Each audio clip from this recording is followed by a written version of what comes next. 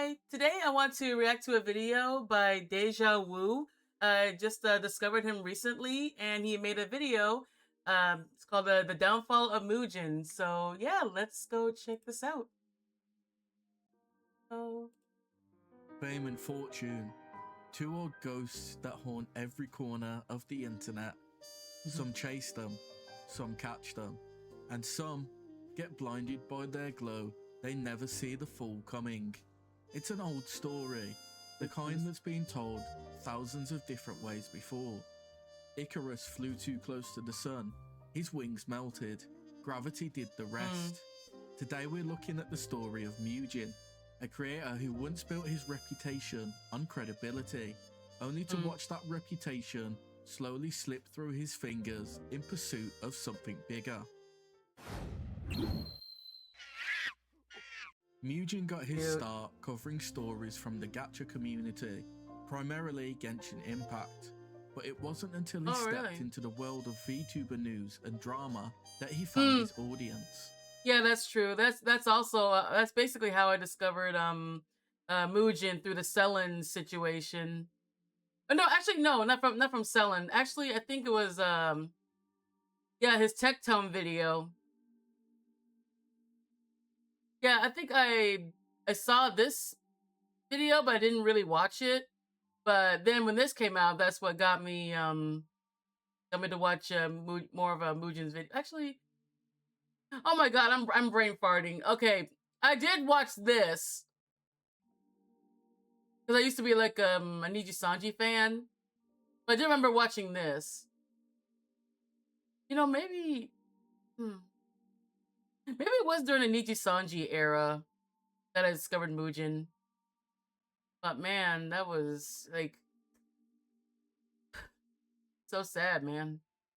There were already plenty of people covering those stories.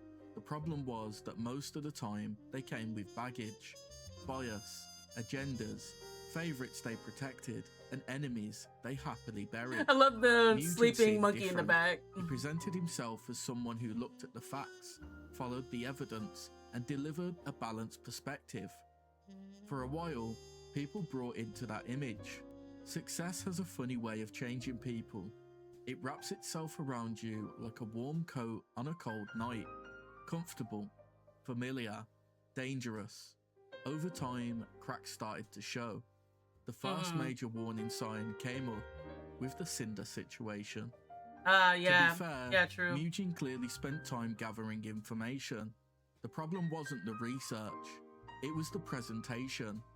From the moment the video began, the conclusion felt predetermined. This is about one of the biggest independent VTubers on the planet and how for years, while pretending to be her friend, tried to take away opportunities and suppress the success of an even bigger independent VTuber by the name of Bao. The title alone painted the picture.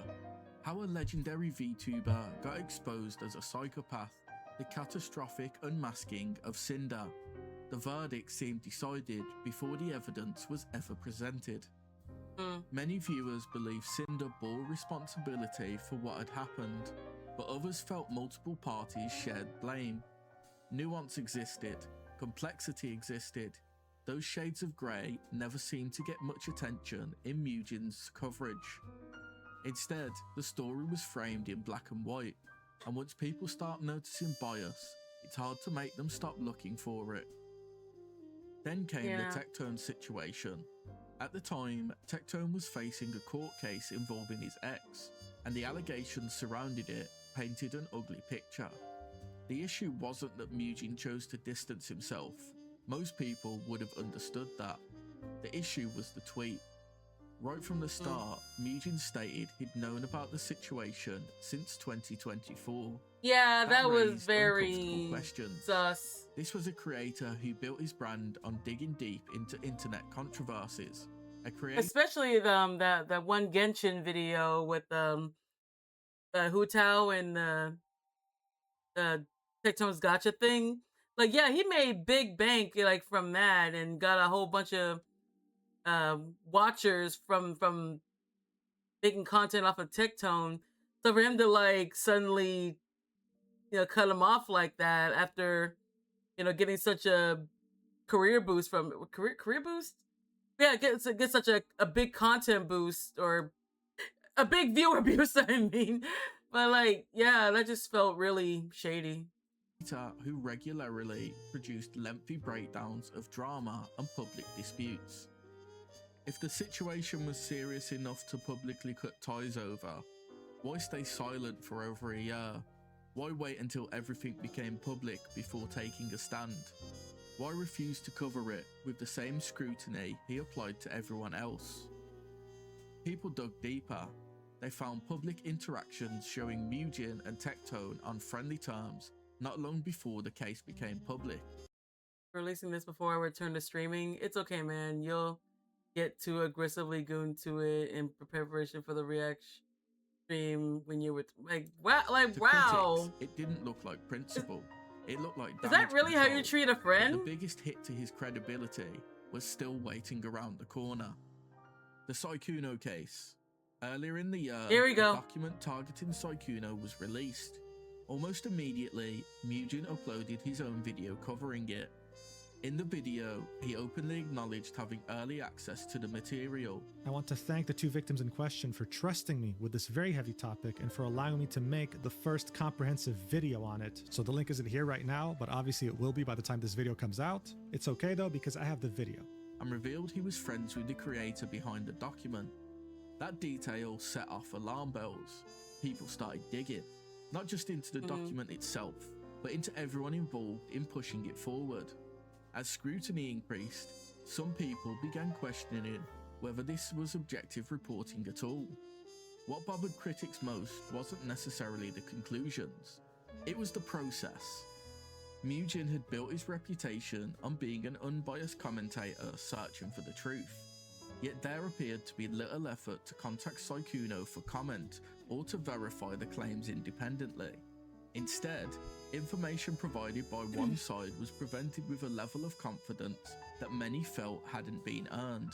But make no mistake here, this was all a perfectly crafted image that he had made for himself. He wanted you to think that he was innocent, naive, a boy failure, someone who's inexperienced in relationships and would never hurt a fly.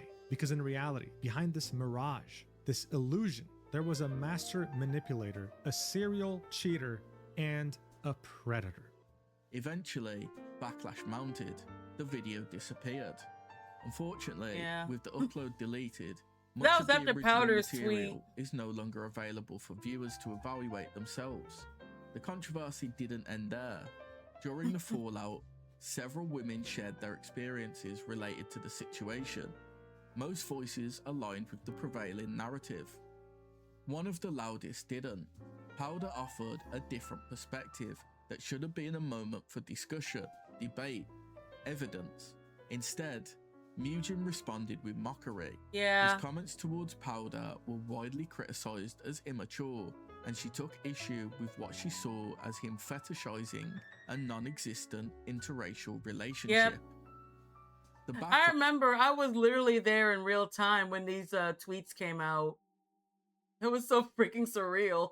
Backlash only grew stronger. As scrutiny intensified, the document itself and many of the people connected to it began facing heavy criticism. Confidence in the entire narrative started to crumble. Mujin's response was simple: delete the video. Then came the apology. Not to Powder, not to those questioning his conduct, not even to the people who felt they had been misled. The apology was directed at his fans. Maybe that's understandable. After all, fans are the audience. Yeah, after all that, like, that's when I decided to cut ties with Mujin as well. Because honestly,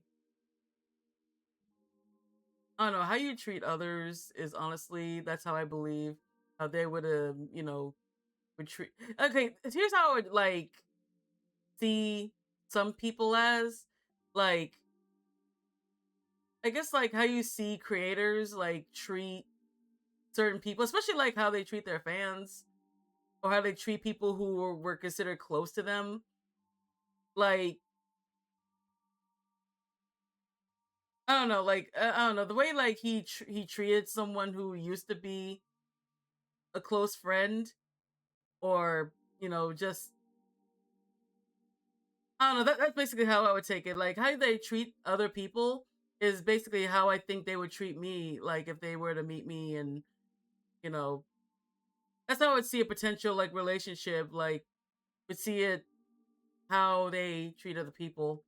But yeah, honestly, I wouldn't feel right, being one of his fans that just eats up anything. Yeah, see, like right here, I continue making videos that millions of people enjoy, and like I think he also said something like, "Oh yeah, it doesn't matter what I do. I have millions of people that eat up anything I say."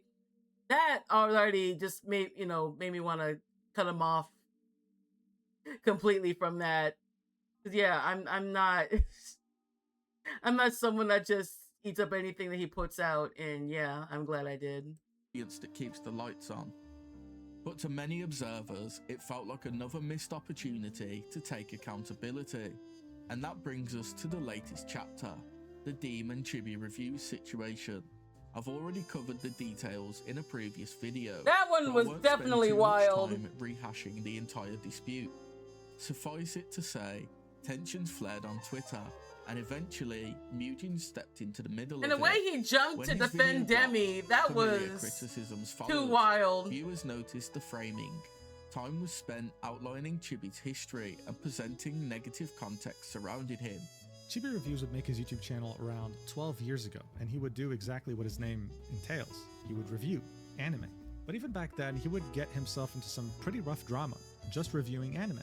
Some people would disagree with his takes, some people would find him cringy, and it would lead to a number of people to find out that Chibi's older brother actually died from suicide. This would prompt another YouTuber by the name of That Anime Snob to make a video criticizing Chibi, making fun of his dead brother. So drama has always been somewhat present in Chibi's life, but it would be nothing compared to what he would have to experience in the following years. Wait a minute, he got rid of the Joey.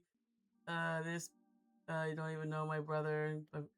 This is not even any tuber drama anymore. I don't care if you have beef with people in this community. If you joke about, you are an absolute and trash that deserves nothing in your miserable life. How dare you say this to my friend? Oh, wow. You see, around the early 2020s, Chibi would start shifting his content more from just anime to anti-censorship and anti-tourist rhetoric. In other words, government should stay away from what I post on the internet, and people who don't understand anime should stay away from anime. And while yes, he would grow a fan base, he would also grow a significant amount of people who hated his guts. Deem, meanwhile, didn't receive the same level of scrutiny. Alright, so first things first, who the hell is Demi? Well, I think it's obvious by now, she is a VTuber, but not just any VTuber. Over the last few years, she has become one of the top English-speaking independent VTubers on the planet. Whenever she goes live, she averages around 3,400 viewers, with her always peaking around 4,000 to 5,000. For people who are fans of her, it's fairly straightforward. They love her personality and her over-the-top reactions to many different things, whether she's reacting to a video or to a video game. At the same time, her model is very unique and very expressive too. It's easily recognizable, and there are people who watch her purely because they like the way she looks. Then people found chat logs showing Mujin interacting positively with Deem before releasing the video. For critics, it looked like history repeating itself. Another story, another perceived bias, another crack in the image of impartiality. Yep. And that's really the heart of the issue. Mujin wasn't successful because people agreed with every opinion he had. He was successful because people believed he was trying to be fair. Once that belief starts to disappear, so does the foundation it was built on. From where I stand, it looks like a creator who once earned trust through careful reporting gradually began prioritizing attention, influence, and engagement over neutrality. It's a story we've seen countless times before in content creation. The spotlight gets brighter, the stakes get higher, the temptation gets harder to resist. And when criticism comes knocking, humility often gets left waiting outside. With every new controversy, more viewers seem to walk away. Whether that trend continues remains to be seen. But if history has taught us anything, it's that every rise has its limits. Just as Icarus. He thought the sky belonged to him, then the wax melted, and the ocean was waiting. Let me know what you think in the comments below. If you enjoyed the video, don't forget to like, subscribe, and ring the bell. Until next time, stay safe, and I'll see you in the next case. See ya. Yep. Very good video, Deja. The Curious Case of the Rainbow Shirt. that looks really funny. I definitely gotta check that one out. But yeah, W video.